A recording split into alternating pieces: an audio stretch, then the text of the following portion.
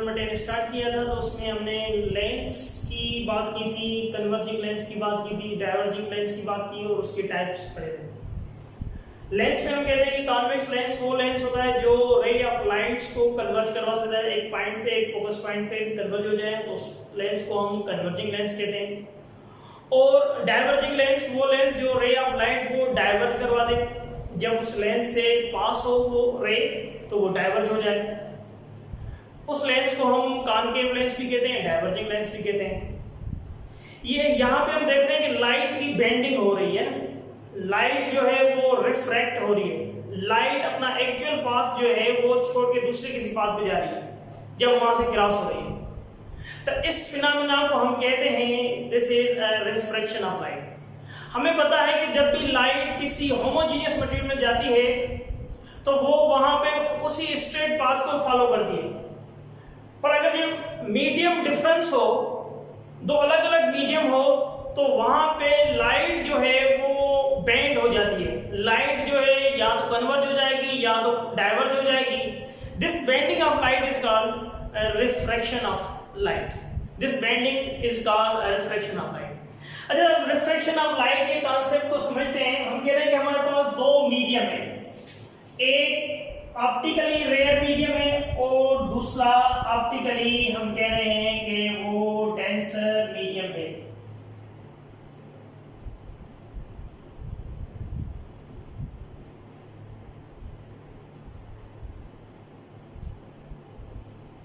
और ये normal line perpendicular to the separation, this is called a normal line, इसे हम कहते हैं ये नॉर्मल लाइन। अब ये जो मीडियम है इसको हम कह रहे हैं ये एयर है, और ये जो मीडियम है इसको हम कह रहे हैं कि ये हमारा कोई भी गिलास है, it means a denser medium. Air it means this is a rare medium, ये रेयर मीडियम है, और ये जो गिलास है ये हमारा denser medium, this is a denser medium. Okay, अब हम क्या करवा रहे हैं, यहां से लाइट को इंसिडेंट करवा रहे हैं इस पॉइंट पे। This ray is known as incident ray, this is incident ray, and this angle is a incident angle, this is a incident angle.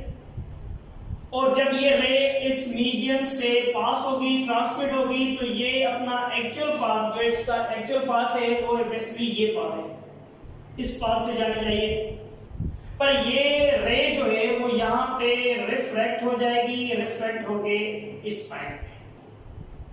This is a refractive angle, and this ray is known as a refracted ray. This ray is called a refracted ray.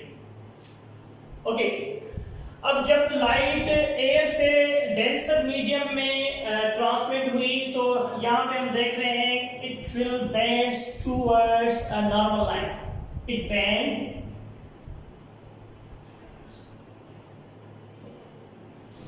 towards a normal line, normal line की तरफ bend हो गई। Okay, it will bend toward the normal line.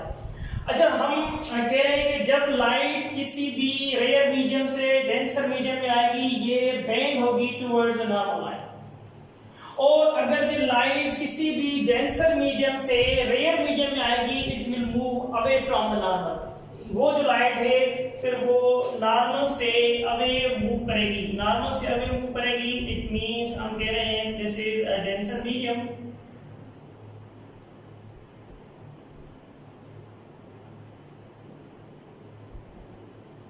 Denser medium, denser medium हम किसे कहते हैं, the medium in which the speed of light is less, जहां पे स्पीड ऑफ लाइट कम हो उसे हम कहते हैं दिस इज डेंसर मीडियम और ऑप्टिकली डेंसर। और रेयर मीडियम किसे कहते हैं, rare medium the medium in which the speed of light is more as compare to denser, denser के हिसाब से लाइट की स्पीड ज्यादा हो उसे हम कहते हैं this is optically rare medium, ये हमारा ऑप्टिकली रेयर मीडियम। सो अब ये normal line, this is a normal line. Okay बेटा, अब यहां से इंसिडेंट रे, यहां से ये रे स्ट्राइक हो रही है, this is ray is known as incident ray. इस रे को हम क्या कहते हैं बेटा? Incident ray. ये जो रे है ये हमारी ये गिलास, अब गिलास इट मींस अ डेंसर रे जो है वो यहां से जैसे ट्रांसमिट होगी, पास होगी, तो इस तरफ पे से मूव हो जाएगी, बेंड हो जाएगी। This angle is known as the refracted angle and this angle is known as incident angle. अब इसमें देखें, जब लाइट एयर से, रेयर मीडियम से ग्लास में आई तो यहां पे it bends towards the normal, पर जब लाइट डेंसर से अगेन एयर में आ रही है पास होके, तो it bends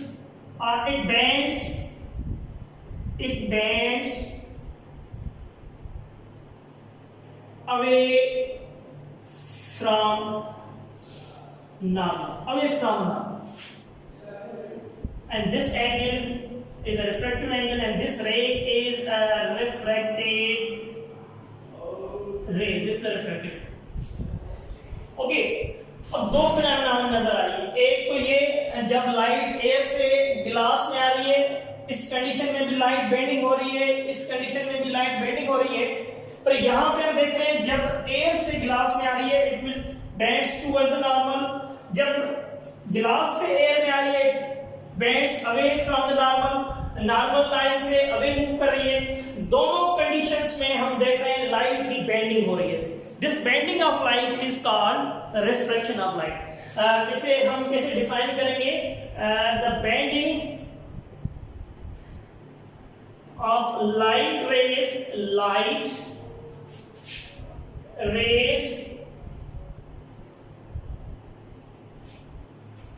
passes from one medium to another medium is called refraction of light. इसे हम कहते हैं रिफ्रैक्शन ऑफ लाइट। और रिफ्रैक्शन क्यों होती है, उसका रीजन क्या है? रिफ्रैक्शन ऑफ लाइट क्यों होती है? Refraction of light, reflection of light take place because speed of a light is different for different medium। Speed of light जो है वो डिफरेंट होती है डिफरेंट मीडियम की वजह से। हम कहते हैं कि रिफ्लेक्शन ऑफ लाइट कैसे होती है। हमने यहाँ पे दो मीडियम यूज किए थे, एक था हमारा डेंसर मीडियम और दूसरा था rare medium. Denser medium this is rare medium. हम कहते हैं द मीडियम, इसको हम यहाँ पे ही डिफाइन कर लेते हैं, the medium in which speed of a light is more is called rare medium। This is optically rare medium, optically rare medium। Okay beta, the medium in which the speed of light is more is called optically rare medium। The second one is denser medium। This is while, इसको हम ऐसे ही define कर देते हैं, the medium in which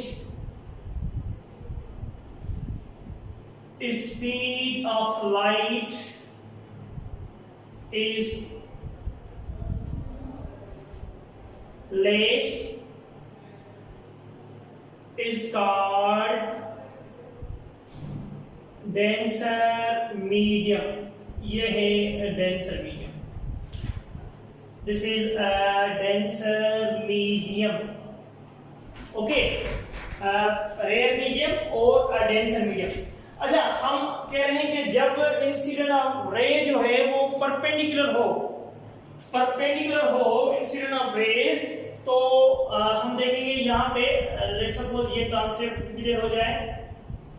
अगर के incident ray जो है वो यहाँ पे परपेंडिकुलर है, this is denser medium, okay, and this is normal line, और इंसिडेंट रे भी इसी डायरेक्शन से यहाँ पे इंसिडेंट हो रही है इस मीडियम पे। अगर ये इसी डायरेक्शन पे इंसिडेंट होगी तो हम कहेंगे यहाँ पे नो रिफ्रैक्शन ऑफ अ रे नॉर्मली